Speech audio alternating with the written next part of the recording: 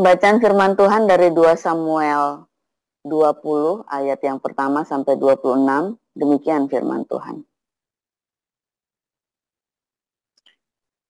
Kebetulan ada di sana seorang dursila bernama Seba bin Bikri, orang Benyamin.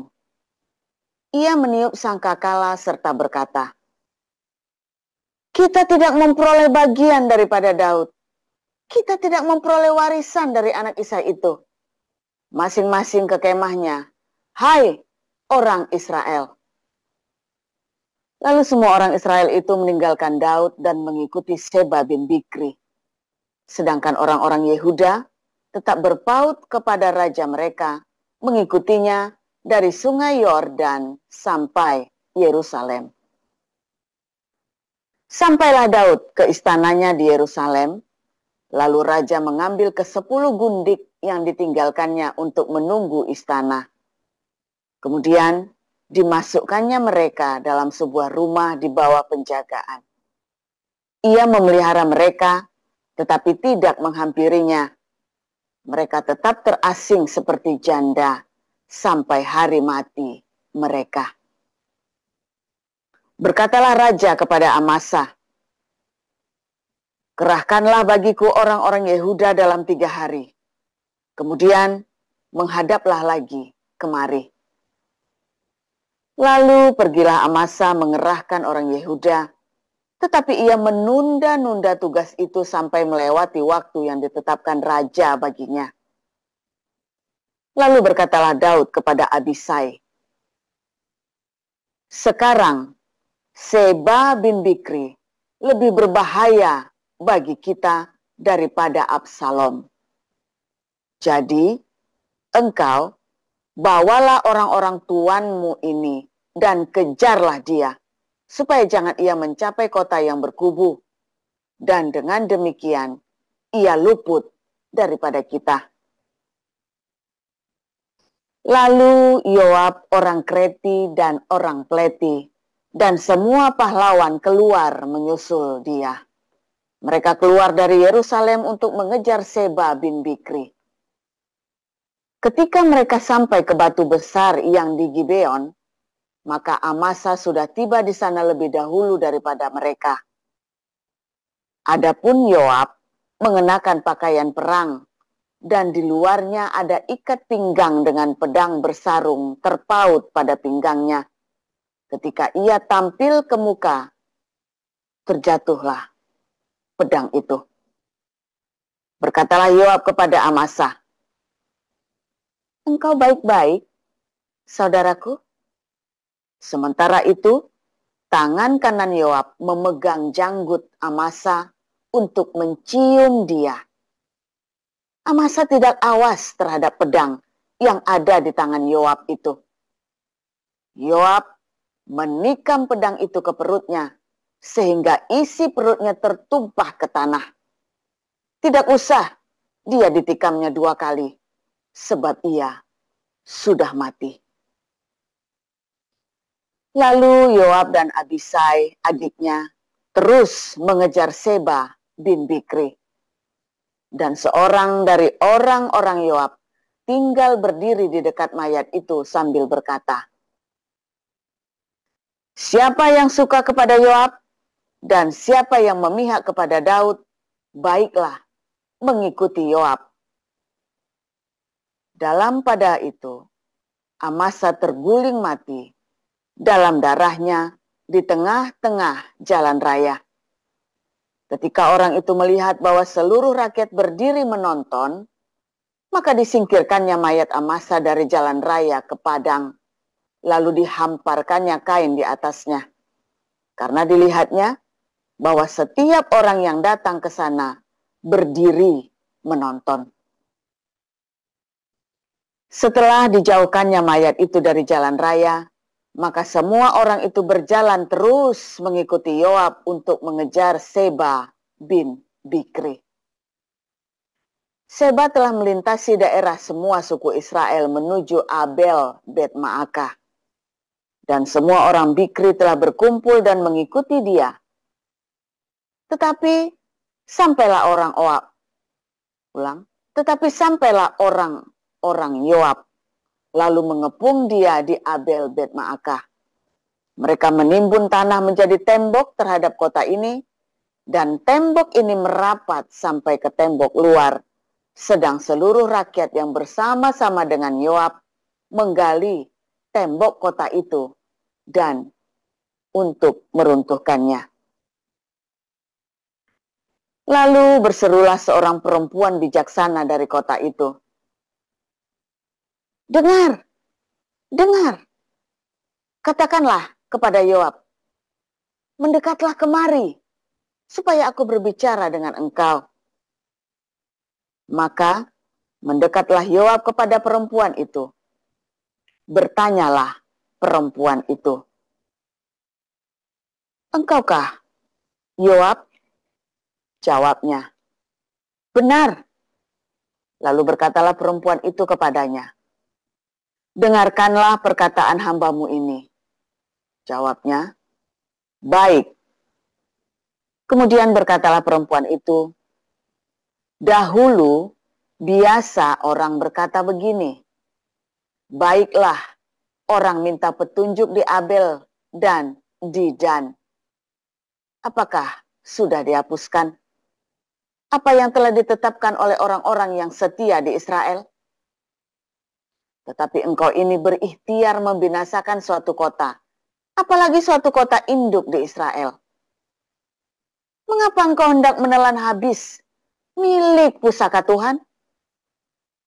Lalu Yoab menjawab, jauhlah, jauhlah daripadaku untuk menelan dan memusnahkan.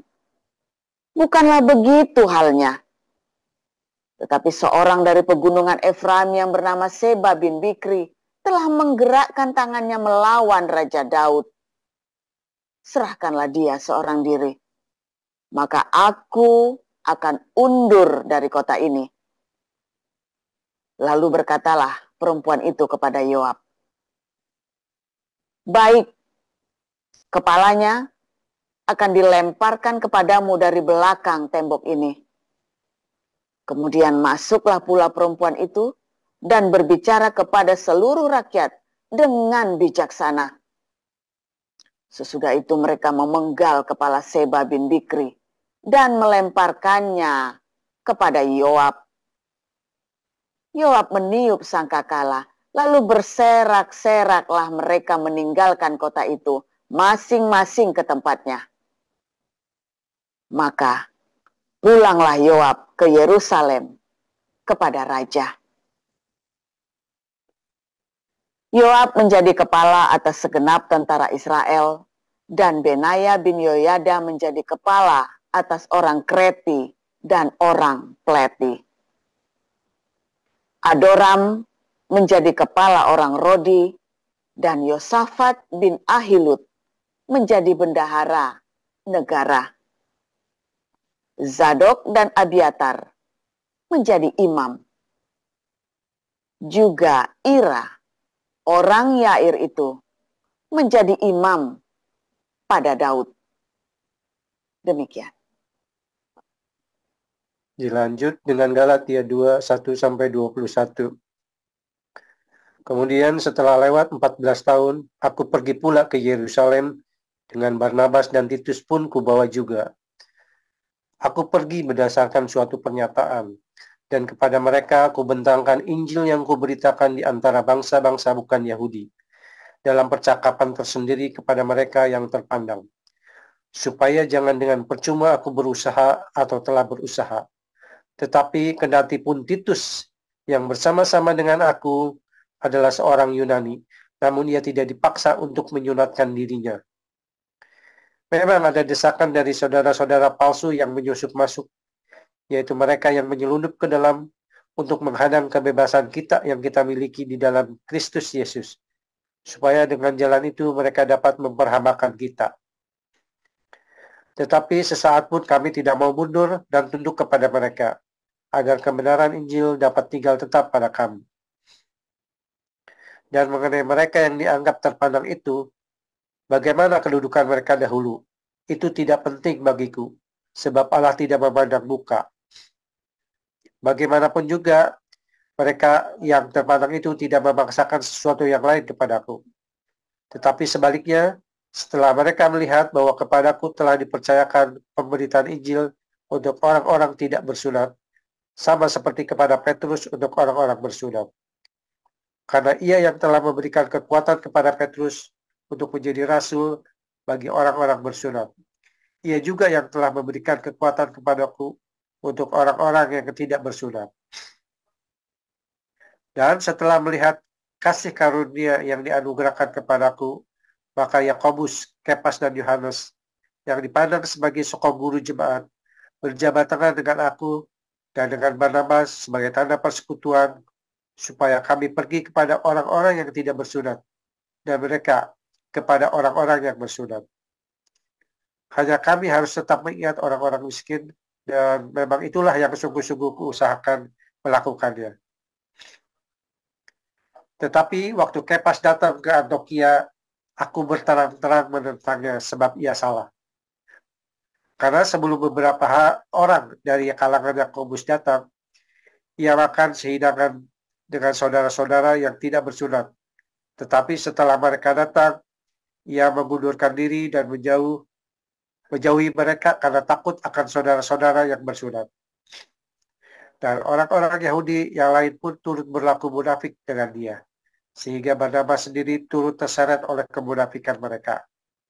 Tetapi waktu kulihat bahwa kelakuan mereka itu tidak sesuai dengan kebenaran Injil, aku berkata kepada Kepas di hadapan semua orang, di hadapan mereka semua, jika engkau seorang Yahudi hidup secara kafir dan bukan secara Yahudi, bagaimanakah engkau dapat memaksa saudara-saudara yang tidak bersunat untuk hidup secara Yahudi? Menurut kelahiran kami adalah orang Yahudi dan bukan orang berdosa dari bangsa-bangsa lain. Kamu tahu bahwa tidak seorang pun yang dibenarkan oleh karena melakukan hukum Taurat, tetapi hanya oleh karena iman dalam Kristus Yesus. Sebab itu kami pun telah percaya kepada Kristus Yesus supaya kami dibenarkan oleh karena iman dalam Kristus dan bukan oleh karena melakukan hukum Taurat. Sebab tidak ada seorang pun yang dibenarkan oleh karena melakukan hukum Taurat. Tetapi jika kami sendiri, sementara kami berusaha untuk dibenarkan dalam Kristus, ternyata adalah orang-orang berdosa, apakah hal itu berarti bahwa Kristus adalah pelayan dosa? Sekali-kali tidak. Karena jikalau aku membangun kembali apa yang telah kurombak, aku menyatakan diriku sebagai pelanggar hukum Taurat. Sebab aku telah mati oleh hukum Taurat, untuk hukum Taurat, supaya aku hidup untuk Allah. Aku telah disalibkan dengan Kristus. Namun aku hidup, tetapi bukan lagi aku sendiri yang hidup, melainkan Kristus yang hidup di dalam aku. Dan hidupku yang kuhidupi sekarang di dalam daging adalah hidup oleh iman dalam Anak Allah yang telah mengasihi aku dan menyerahkan dirinya untuk aku. Aku tidak menolak kasih karunia Allah, sebab sekiranya ada kebenaran oleh hukum Taurat, maka sia-sialah kematian Kristus. Amin. Iya, amin. Terima kasih Bu Merliana dan Pak Yudi Lesmana yang sudah membacakan ayat Alkitab hari ini. Tuhan Yesus memberkati. Ya Bapak Ibu, kita siapkan pikiran kita untuk menerima firman Tuhan hari ini oleh Pastor Joseph Pauruza. Ya, silakan Pastor.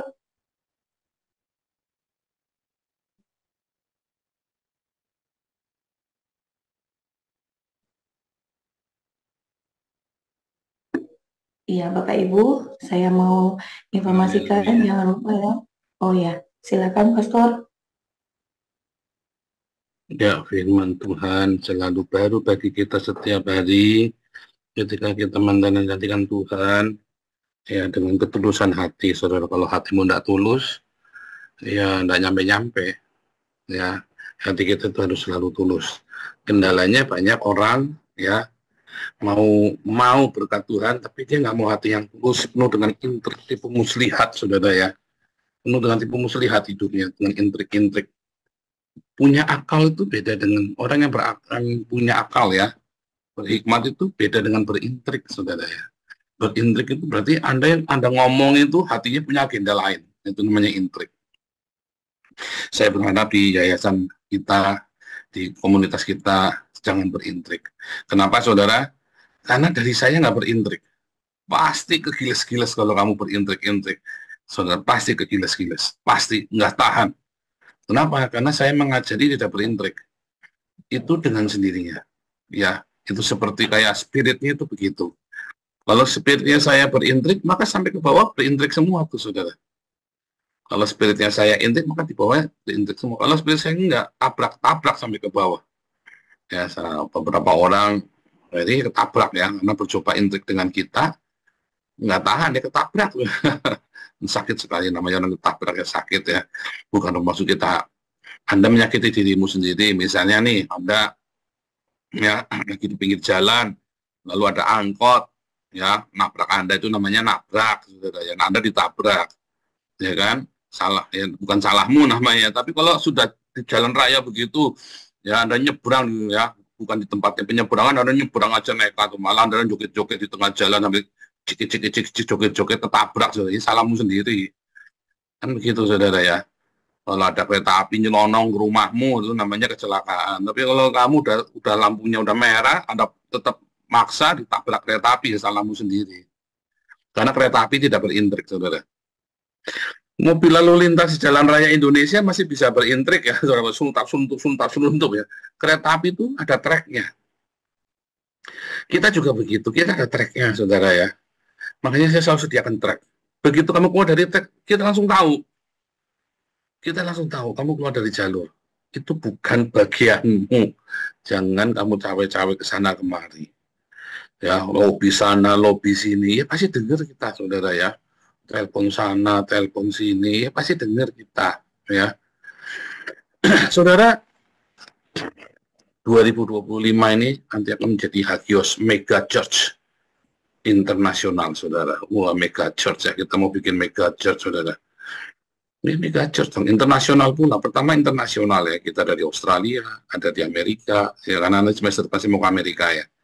Kita ada juga di Eropa dengan sendirinya ya. Dan kita sudah mulai membantu komunitas kopdar gitu ya. Saudara, apa yang salah dengan Mega Church, saudara? Nah, nanti kita ajarin ya, saudara, di kelas-kelas kita, ya, di kelas Hagios Bible College saya ajarin. Apakah bisnis gereja itu salah? Enggak, saudara.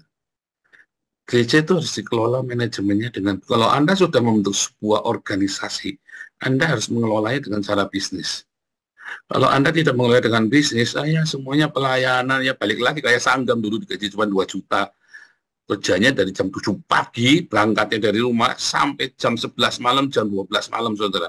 Kasih cuma 2 juta. Kan pelayanan, gundulmu peang, saudara, pelayanan. Kerja dari jam 7 pagi, ya jam kantornya jam 9 ya. Nanti kan jam 9 lah, jam 11 malam baru pulang dikasih 2 juta sebulan. Ya biar pelayanan ya jangan kasih 2 juta, saudara, kasihan. Tidak tahan, saudara ya. Tetapi juga karena ini adalah profesional. Kalau kamu terima gaji, kamu tidak kerja, harusnya kamu malu. Kamu terima uang gitu ya. Dan kamu tidak kerja, harusnya kamu malu. Ya. Harusnya kamu cari sesuatu untuk berkontribusi. Ya. Kayak Marcel, ya kayak Marcel itu gila itu ya, sampai overload kita paksa, kita jejelin semua kerjaan ke dia. Siap, ya. Makanya bulan Januari, Februari ini kita lagi mintakan kenaikan gaji buat Marcel, karena Marcel sekarang udah jadi ketua Yayasan Damar Kasih juga ya, saudara ya. Jadi bukan satu yang jadi ketua kudu digaji, yang enggak, karena Marcel ini full timer, kerjanya cuma ngurusin kita, saudara. Beda ya, dokter itu kan nggak full timer ya. Kalau Marcel ini kan full timer. Nah, kita coba tuntut sesuai dengan dengan job disk masing-masing. Dan kalau ada yang memang dia full time di tempat kita, ya kita harus kasih, saudara. Kecuali dia tidak full time ya. Memang aku mau melayani ya, saudara ya. Dan kamu berlebihan, ya ngapain juga dikasih, ngapain juga minta, ya kan. Tapi kalau kamu sendiri kurang, tidak apa-apa, kita kasih. Nggak usah sombong juga, nggak usah gengsi juga. Kalau kita nilai kurang, masalah nanti kamu lebih, yaitu kamu share kembali. Saudara, kadang-kadang saya terima uang donasi pribadi ya, ada beberapa orang yang memberikan saya donasi pribadi. Kalau saya lebih, saya kembalikan ke yayasan, saudara. Kalau bulan itu saya surplus, saya kembalikan ke yayasan. Ya, saya surplusnya banyak gitu ya, misalnya terlalu banyak, saya kembalikan. Harus belajar ngomong cukup. Ya, harus belajar ngomong cukup. Kadang-kadang saudara ya, orang-orang saya goblok ya, dan saya goblok. Saya dari 2021 ya kita teriak-teriak cari dana, bukan buat saya. Nggak pernah saya sekalipun minta dana buat pribadi saya ya. Padahal saya kurang juga saya diem. Saya kurang pun saya diem saudara ya. Ya sudah cukupkan dengan apa yang ada ya. Sampai Koden pun tanya ya, Pastor Daniel, masa cukup 400 euro sebulan? Ya cukup lah. Jangan beli barang baru di bekas. Masaknya masakan Indonesia saja. Jangan masakan yang aneh-aneh. Ya sekarang ya kita beli bikin macam-macam ya. Itu kan sudah lebih banyak. Sudah lebih dari sayur lodeh tadi Andreas makan ikan goreng sama udang tiger ya yang 20 cm saudara. Enak sih ya, karena sudah ada uangnya lebih saudara ya. Semua kan disertai dengan rasa cukup. Saudara, kita kumpulkan uang mungkin sudah 30 miliar ya saudara ya. Bayangin kalau itu masuk ke rekening saya semua saudara. Asik ya saudara ya, 30 miliar loh. Banyak. Supaya saya nggak usah mikirin Indonesia saudara. Goblok ya, saya sudah goblok banget saya memang. Orang-orang bilang saya goblok.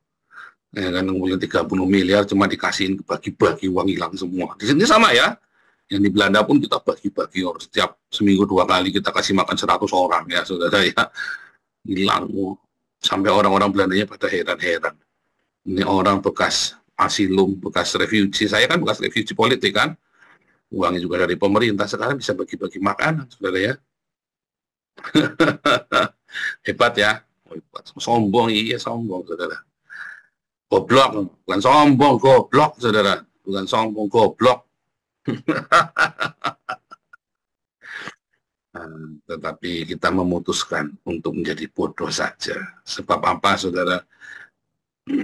Sebab saya pegang janji Tuhan. Ada yang lebih penting daripada kita hidup dengan mobil mewah, barang mewah, dengan pakaian yang mewah, dengan barang-barang yang dengan lux begitu ya. Ada yang lebih penting saudara hidup ini. Ya kan? Kalau kita tengok ke belakang ya, dari tahun 2021 mulai kita ya, 2021 kita mulai bulan apa tuh, Maret atau April itu ya, kita mulai itu ya, mulai kenceng ya, 2021 Januari kan kita udah mulai pagi itu kan, 2021, 22, 23, 24, 4 tahun kita nih ya, persis Januari besok itu 4 tahun kita saudara ya. Ya, yang ya, 4 tahun ya, paling Bun baginya Januari itu ya. Bun baginya 1 Januari, habis tahun baru 2020. Nah, terus kita mulai ya, saudara ya, Maretnya itu yayasannya, Yayasan Damaris ya. Dulu Pak siapa? Yang mulai Pak Andi Sunario, Pak Charles. Saudara, kita kumpulkan ya, yang buat Apollonis Darmawan ya, 300 juta lebih, hampir 400 ya. Kita kumpulkan lagi buat Yusuf Manukulu, buat siapa ratusan juta.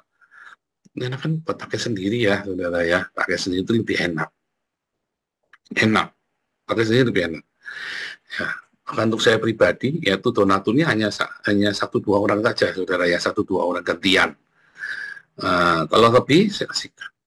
Sudah, itu adalah sebuah keputusan ya, saudara ya. Itu keputusan. Bahkan kita mau minta buat dana buat di Eropa saja, yang kita kumpulin ya, yuk. Saya coba kemarin teriak ya, saudara. Bulan pertama kan kita pakai rekening Hagios Internasional yang di Belanda sama pakai rekening BNI saya, saudara ya. Bulan pertama kita kumpulkan itu bisa pokoknya 1 atau 2 bulan ya, kita kumpulkan itu ya. Kita 100-150 juta loh, saudara. Teriak itu bisa 100-150 juta yang masuk ke rekening Hagios itu ya, atau masuk ke rekening ini ya. Ajaib ya, saudara ya. Nah, tetapi akhirnya kita bilang enggak, ini harus dikembalikan pakai rekening yayasan supaya semuanya jelas sirkulasinya. Mengapa? Ya, karena ini pekerjaan Tuhan, bukan milik pribadi. Ya, saudara ya. Ini pekerjaan Tuhan, bukan milik pribadi. Goblok, ya goblok, enggak apa-apa. Goblok ya, saudara ya. Goblok, tetapi kalau kamu ingin panjang, kalau kamu ingin membuat pelayanan yang besar, Yang membuat pelayan banyak membesar itu bukan besar kita mau bersombong-sombong, bukan. Kalau mau bersombong-sombong nggak perlu begitu, saudara. Ada cara lain lagi. Kalau kamu ingin langgeng pelayan lebih panjang, ya, nafasmu bisa panjang pelayanannya, ya, juga kamu makin besar orang percaya. Ya, untuk bisa nafasnya panjang kan harus selalu ada donasi. Untuk bisa selalu ada donasi, kamu harus terbuka dengan masyarakat. Semua YouTuber sudah pada rontok semua, sudah cari donasi semua, sudah pada rontok semua yang cari donasi. Kita yang masih eksis sampai hari ini, saudara. Semua orang bikin pelayanan apa aja udah hancur semua, udah bubar semua. Kita masih eksis sampai hari ini, malah tambah gede. Kenapa? Rahasianya cuma satu, saudara. Kita terbuka. Ya, dan jangan pernah merasa kemilikan itu punya aku. Kita terbuka, open, ya. Laporan keuangan yang jelas. Bahkan dana yang dikirim ke Eropa pun kita buat laporan keuangannya loh. Walaupun saya tidak suka dengan dia. Anak saya lagi kerjain. Kemudian saya bikin katanya salah. Nah saya bikin ulang jadinya ya. Bikin salah itu maksudnya nggak lengkap, nggak detail. Pokoknya saya general saja dikumpulin. Mungkin kalau masuk uang keluaran gampang. Anda boleh. Karena nanti ini uang apa, uang dari mana nggak jelas. Jadi anak saya lagi bikin ulang ya saudara ya. Semua uang-uang yang kita terima itu harus dibikin. Terus pemerintah kemarin ada kasih email ke saya, mulai bulan Januari saya harus tampilkan di website laporan keuangannya, saudara. Ya kan? Memang harus, di sini wajib ya, kayak Damaris kan, Damarkasi, semua laporan keuangan di website, saudara. Kita juga sama di sini ya, ada email. Diwajibkan untuk, malah dapat surat malah ya. Disuruh suratnya ada di atas, di bawah anak saya ya. Kemarin kita dapat surat, suruh laporan keuangannya taruh di websitenya Hagios. Soalnya kalau Anda ingin menjadi besar, ya kuncinya cuma satu, ya donasi kan. Dia kan harus ada donasi, nggak ada donasi mau gimana gedenya. Tapi untuk supaya bisa donasinya itu lancar, kamu harus terbuka, jujur dalam keuangan. Ya, kamu harus bisa dipercaya untuk masalah mamon ini, saudara, yang tidak jujur ini. Kamu harus bisa dipercaya. Saudara, apakah saya mengejar donasi ini, saudara? Buat saya pribadi, ya buat apa? Anak saya dua-duanya sekolah Belanda. Ya kan? Yang jelas anak saya lebih keren daripada anaknya Bu Elia. Mungkin duitnya banyak Bu Elia, tapi anaknya saya lebih keren pokoknya, karena sekolahnya di Belanda. Anaknya Bu Elia sekolahnya di Surabaya. Pokoknya saya lebih keren. Mungkin uangnya lebih banyak ini ya, Bu Neriana. Mungkin uangnya lebih banyak Pak Enardo, ya. Tapi pokoknya anak saya lebih keren karena sekolahnya di Belanda. Biar gak punya duit juga. Harus cukup, saudara. Itu sudah anugerah buat saya. Saya mesti mau kurang apa lagi, saudara. Kita pakai mobil, pakai mobil tua saja. Ya mokok-mokok dikit. Yang penting begitu kita direparasi, ya udah ya. Yang penting bisa direparasi, ya kan. Mobil tua yang namanya mobil capek 2009 ya harus direparasi. Masa mobil nggak pernah reparasi, saudara? Mobil mau bandel sekali ya. Ya tetap cukup hidup sederhana, menikmati, saudara ya. Yang penting kan punya mobil, daripada saya suruh ngontel dari Den Haag ke rumah saya 180 kilo suruh naik sepeda, saya sudah untung naik mobil, ya kan? Untung naik mobil ya. Dulu anak saya 17 kilo PP ya sekolah ya, naik sepeda, belum punya tiket buat kereta, belum dapat subsidi kan. Nah sepeda dia tiap hari sudah Senin sampai Jumat 17 kilo PP 35 kilo. Tapi kita menikmati dengan semangat ya saudara ya. Saudara, kalau kita mau jadi besar, kita semua harus terbuka dengan keuangan. Transparan semua yayasan itu, saudara. Maka kita jadi besar. Apa yang salah ketika jadi besar, saudara? Apa yang kita lakukan? Ya, kita membuat sebuah mega church. Mega church namanya, kita mau jadi besar kan? Apa mau cuma ngasih makan 100 orang aja tiap hari? Kan enggak, kita maunya kan 5.000, 10.000. Itu mega church. Gereja yang berskala besar. Ya, yang salah dari mega church kalau dia tidak kasih makan orang. Kalau jemaatnya kere, saudara, itu yang salah. Yang salah dari mega church adalah ketika pendetanya sugih nemen, jemaatnya kere-kere. Itu salah, saudara. Karena tidak boleh ada yang miskin dalam komunitas kita, saudara. Ya, jadi kalau pendetanya sampai kaya sekali, berlimpah-limpah, ya duitnya pakaiannya pakai merek semua ya, yang branded ya, yang mahal-mahal.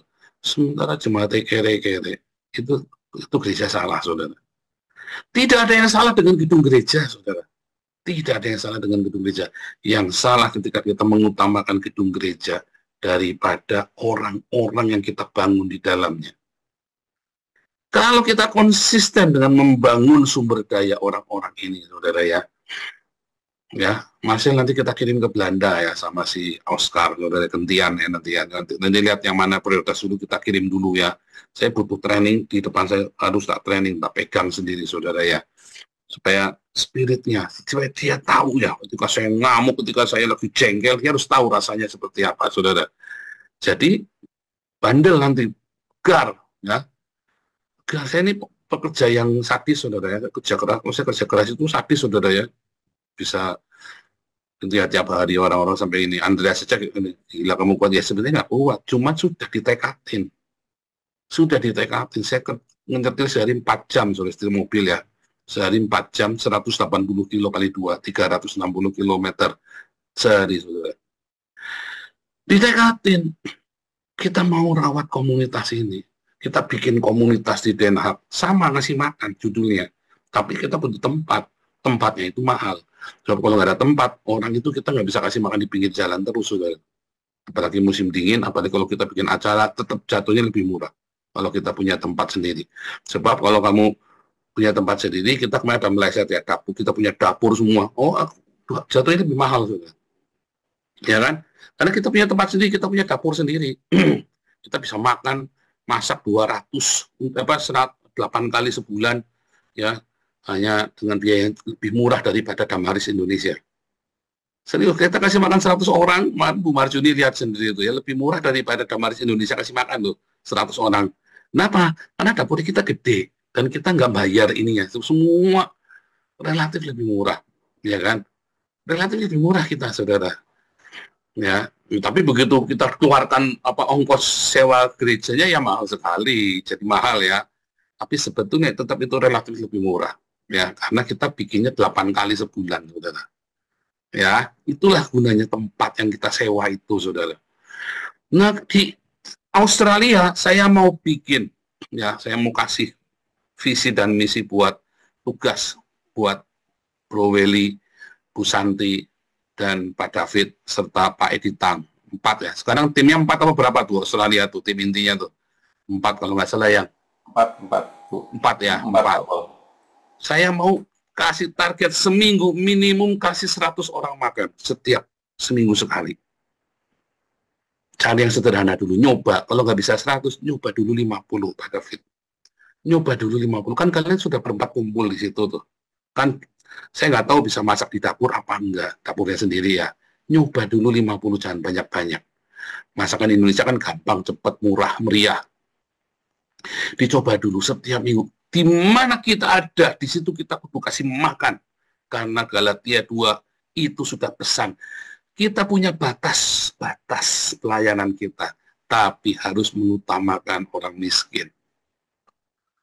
Harus cari tempatnya. Itulah komunitas kita dibangun di sebuah movement ya. Saya kemarin bilang ya, kemarin yang salah Bu Rosna, Bapak ingat ya. Ini adalah movement, kegerakan, yaitu apa? Diakonia. Kita ini, komunitas kita ini dimulai dari movement diakonia, baik untuk orang yang tidak mengenal Tuhan maupun orang yang ada di dalam kita. There is no poor among us. Sambil kita kasih makan, Pak David, Bro Welly, Pak Edi Tang, Santi, sambil kita jangkau itu anak-anak, orang-orang semua, sambil kita injili pelan-pelan. Apa nih, kalau di Australia kan bebas, nggak di Indonesia. Lebih bebas, relatif ya, lebih bebas. Harus berani, kita kan injil kayak kita ya, baptis, satu lagi kita baptis, diketeng ya.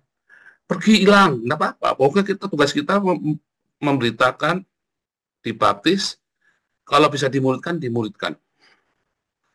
Coba seminggu sekali dulu, 50 dulu. Karena kalian kan orangnya sedikit kan. Nah, nanti saya semester 2, 2025, saya usahakan ke Australia, saudara. Saya usahakan ya. Ini saya nginep di rumah Pak David aja nanti, biar nggak usah bayar penginapan ya Pak David ya. Di ruang tamu apa di mana apa nanti tidur gelaran tikar saja, pokoknya enak di situ. Nanti kita bikin, nanti kita setting. Ayo kita bikin setting ini sebelum ditinggal sama Pak David. Karena Pak David dari sana mau saya tarik ke Belanda, saudara. Kita butuh, ya. Nah, bentar. 5 menit lagi, Bu Elia. 5 menit.